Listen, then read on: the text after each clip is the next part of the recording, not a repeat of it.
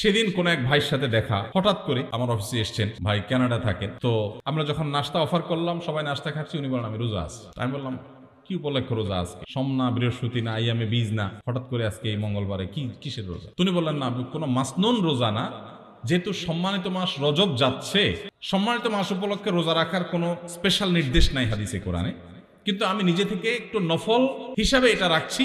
একে তো শীতকাল, এই সময় নবী সাল্লাল্লাহু আলাইহি ওয়াসাল্লাম রোজা রাখার জন্য উৎসাহ দিয়েছেন, আবার সম্মানিত মাস, আল্লাহ সম্মান দিয়েছেন, সেজন্য আমি নিজের উদ্যোগে সুন্নাহ হিসাবে না, একটু নফল আমল করার চেষ্টা করি। আমার দিলটা শীতল হয়ে গেছে শুনে। উপস্থিত যারা ছিল সবাইকে বললাম, দেখেন, এটাকে বলা হয় কোরআনের শিক্ষা, এটাকে বলা হয় হাদিসের শিক্ষা। ওয়াজ মাহফিল শুনতে শুনতে কান ঝালাফালা করে ফেললাম, একেবারে ওয়াহ কি ওয়াজ হয়েছে, কি ওয়াজ শুনলাম, এই সমস্ত ওয়াহ আর আহ বলে চলে গেলাম, কিন্তু কিছু শিখতে পারলাম না। জীবনে কোনো পরিবর্তন হলো না, কোনো চেঞ্জ আসলো না, কোনো আমল আসলো না, কোনো বদামল ছাড়া হলো না।